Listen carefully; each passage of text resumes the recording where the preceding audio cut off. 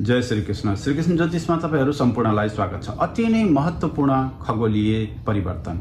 यो परिवर्तन 90 डिग्री सम्मको लागि अथवा लगभग 122 दिन सम्मको लागि मंगल देव अस्त हुनुहुँदै हुनुहुन्छ। किन धेरै प्रभाव पर्छ भन्ने प्रश्न रहन सक्छ। मंगल देव विभिन्न कारकत्वको लागि हुनुहुन्छ, जस्तो भुजबलीका कारक, रक्तका कारक, जमीनका कारक, सेना पुलिस आर्मी कमान्डरहरूका कारक, भूमि जन्य चीजबीजहरूका कारक यी अस्त हुन गइरहनु भएको छ र हामी जति पनि यी क्षेत्रमा कार्यहरू गर्ने व्यक्तिहरू छौं उनीहरूलाई प्रत्यक्ष या परोक्ष रूपमा प्रभाव पर्न गइरहेको छ।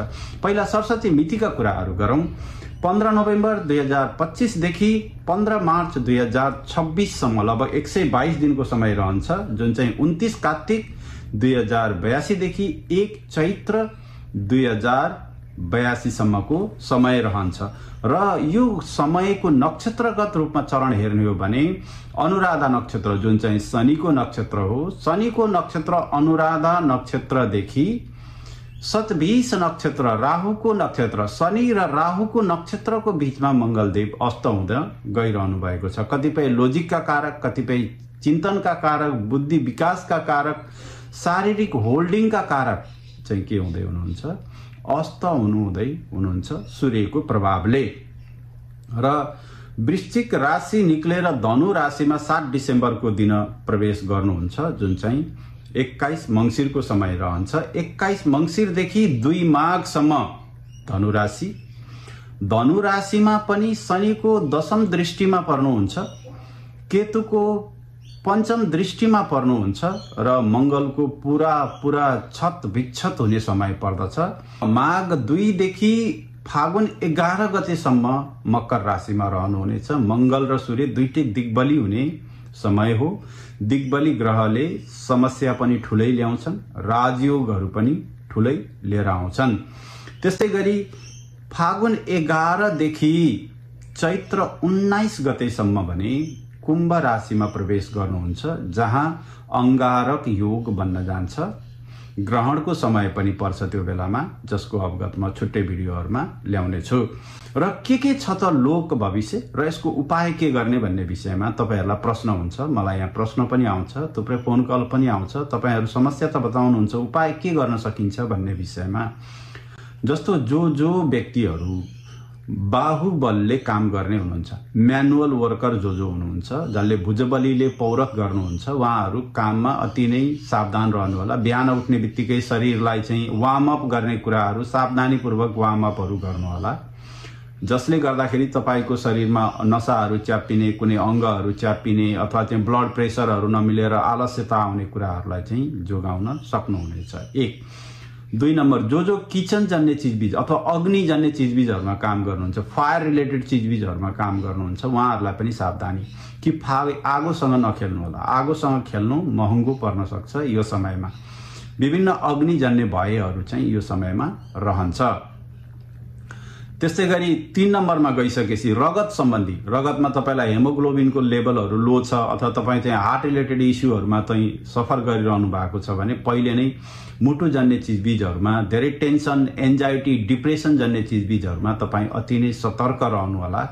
र त्यस्तै गरी अलि गम्भीर प्रकृतिका चाहिँ भिडियोहरू, च्यानलहरू, युट्युबहरू हेर्दै हुनुहुन्छ भने तपाई सावधान रहनु होला। के गर्ने त भन्दा राग सुन्ने, एकदमै राजदरबारी रागहरू अथवा विभिन्न प्रकारका चाहिँ शास्त्रीय रागहरू, बरु तपाई चाहिँ कमेडीहरू सुन्ने, हास्य चीजबीजहरू सुन्ने, मनोरञ्जनका चीजबीजहरू गर्ने, मुभीहरू हेर्ने कुराहरू चाहिँ तपाईले गर्न सक्नुहुन्छ। यो व्यावहारिक रूपमा चाहिँ गर्ने चीजबीजहरू हो।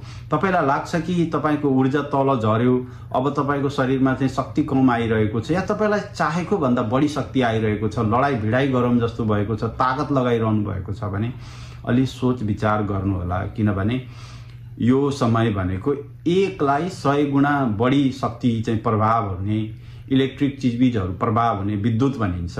मंगल ग्रहलाई विद्युतीय कारोबारमा हुनुहुन्छ, विद्युतीय ट्रान्जेक्सनमा हुनुहुन्छ, विद्युतीय चाहिँ कतिपय क्षेत्रहरूमा कार्य गर्दै हुनुहुन्छ भने ती चीजबीजहरूको स्याहार गर्नु, विद्युतीय चीजबीजहरू हेर्नु, सर्किटहरूको चाहिँ जाँच गर्नु, टेस्टरहरूले ती क्षेत्रहरूमा कहाँ विद्युत लिक भएका छन्, कहाँ चाहिँ पोटेन्शियल फायर एन्ड इलेक्ट्रिक सकका कुराहरू छन्, ती कुराहरूको जाँच गर्नु पनि तपाईलाई यो व्यावहारिक रूपमा उपयुक्त हुन्छ। विशेष गरी पुष महिना अलि इलेक्ट्रिक चिजबिजहरूको लागि भयंकर छ।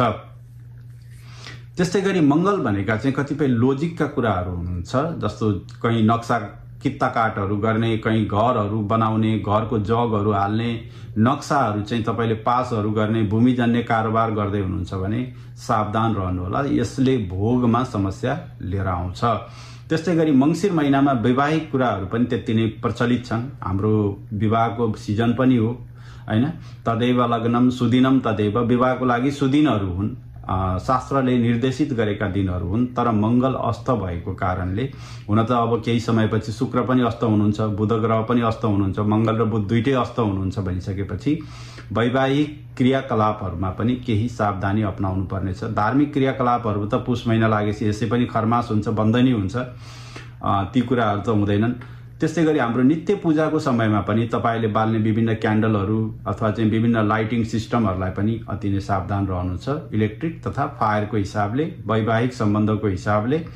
र त्यस्तै गरी कतिपय एडभेन्चरस एक्टिभिटिजहरू गर्दै हुनुहुन्छ तपाईँ, जस्तो बन्जी जम्पिङहरू गर्ने, सी डाइभिङहरू गर्ने, त्यस्तै गरी तपाईँ चाहिँ हाई स्काई रकेटिङहरू कतिपय कुराहरूमा हुन्छ, हट एयर बेलुन सम्बन्धी कुराहरू हुन्छ। यी कुराहरूमा तपाईँ पार्टिसिपेट हुँदै हुनुहुन्छ भने पनि सावधान रहनु होला, किनभने कतिपय कुराहरू अनएक्सपेक्टेडली हुन्छ, तपाईलाई दबाव परिरहन्छ र तपाईले चाहिँ त्यो चिजबिजहरूलाई झेल्न सक्नुहुन्न। यी कुराहरू रहे।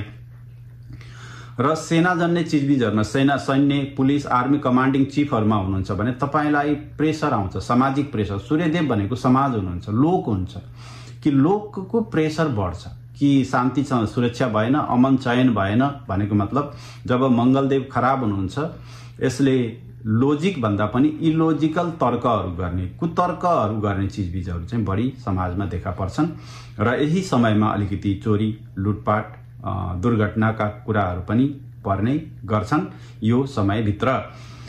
त्यस्तै गरी अब यी सम्पूर्ण कुराहरूमा मैले धेरैलाई भन्ने गरेको छु, मंगलदेव ऊर्जाका कारक हुनुहुन्छ। लगभग वृश्चिकदेखि कुम्भ राशिको यात्रा त्यति उत्तम छैन।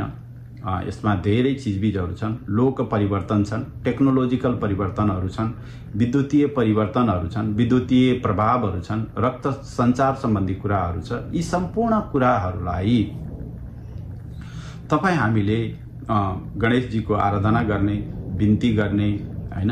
त्वमेव सर्वम खलविदम ब्रह्मासि त्वमेव सर्वम भन्ने हिसाबले चाहिँ जुन हाम्रो गणेश अथर्व शीर्षको पाठ छ, यो चाहिँ मैले तपाईलाई अवगत गराएँ। र व्यक्तिगत कुराहरूमा पनि कतिपय चिजबिजहरू, धारिला हात हतियारहरू अथवा चाहिँ कतिपय कुराहरू गर्दै हुनुहुन्छ भने एकपटक सोचेर आफ्ना गुरु, मान्यजन, अग्रजहरूसँग चाहिँ विचार गरेर कार्यहरू गर्दा सबैजनालाई यो मंगलको उग्र समय, मंगल ग्रहको उग्र रिसपूर्ण समयमा सजग र सचेत हुन मद्दत गर्दछ। यो ज्योतिषीय परिभाषा हो र लोकको हिसाबमा पनि हामीले देखिसकेका छौं। इन्डियामा गाडी उडिसकेको छ हैन, थुप्रै ठाउँहरूमा चाहिँ लुटपाटका घटनाहरू आइरहेका छन्, कतिपय विद्युत सर्किटहरू डाउन भइरहेका छ, पानीमा चाहिँ मानिसहरू अलिकति डुब्ने कुराहरू चाहिँ अलि बढी, साबिक भन्दा बढी भइरहेका छन्। यस कारणले गर्दाखेरि कतिपय अमन चयनका कुराहरू, सेना आकर्षित हुने कुराहरू, पुलिस आकर्षित हुने कुराहरू, चोर बदमाशहरू आकर्षित हुने कुराहरू अथवा चाहिँ यसलाई लफडागिरी अथवा चाहिँ दादागिरी आकर्षित हुने कुराहरू चाहिँ हामीले प्रशस्त देख्न सक्छौं। यी कुराहरूमा जहिले पनि हाम्रो हजुरआमाले भन्नुहुन्थ्यो, अनिकालमा बिउ जोगाउनु पर्छ, हुलमुलमा जिउ जोगाउनु पर्छ। यो बेला भनेको बिउ र जिउ दुईटै जोगाउने बेला हो। तपाईं जहाँ हुनुहुन्छ सुरक्षित रहनुस् र सबैलाई सुरक्षित रहन हामी ज्योतिषहरूको चाहिँ सधैँ प्रेरणा रहन्छ। त्यसैले हामी सधैँ भन्ने गर्छौं, सर्वे भवन्तु सुखिनः, सर्वे सन्तु निरामया, सर्वे भद्राणि पश्यन्तु, मा कश्चित् दुःख भाग भवेत् भनेर। यसरी आजको भिडियो म यही टुङ्ग्याउँछु। तपाईहरु सम्पूर्णमा जय श्री कृष्ण।